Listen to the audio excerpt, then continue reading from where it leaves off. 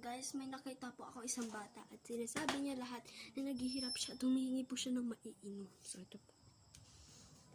Ate, ano po yun ulit? Pwede po ba ako makinom ng tubig dito? Sige.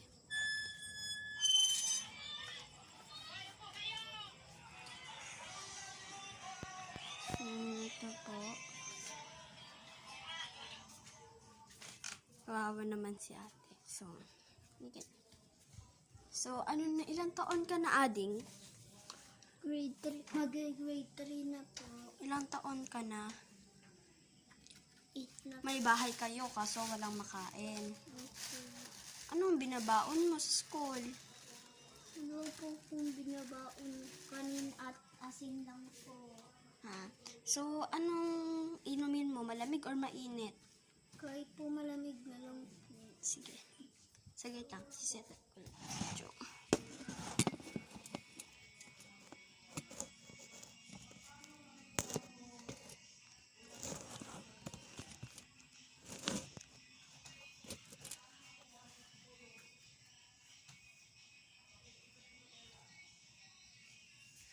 So, ate, saglit lang, ha?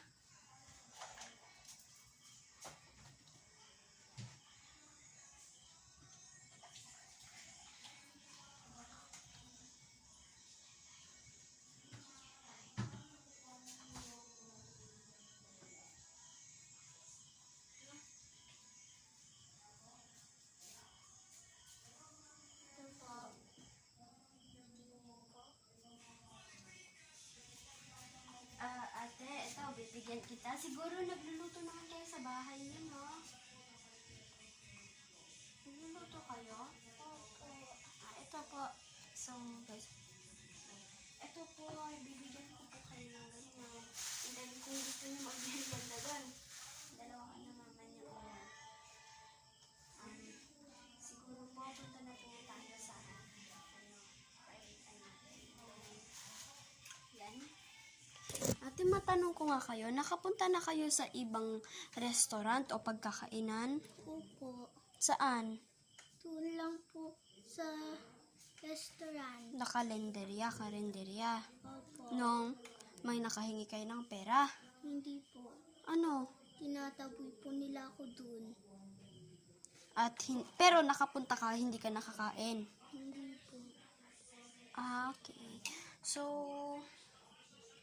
sige ate, uminom ka lang dyan. Kung gusto mo kumain, kain ka. Gusto mo ba? Ha? Ayaw mo? Kanina nag-oo ka. Ayaw mo ba talaga? Gusto? Bakit? Busog ka? Sige. So, yan.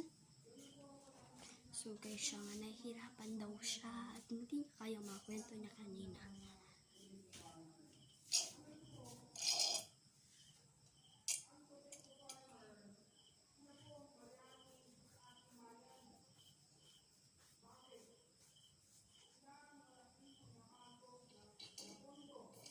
Sorry.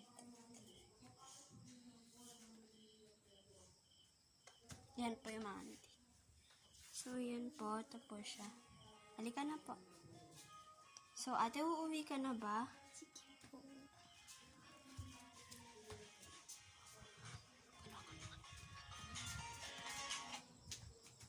Okay. Sige po.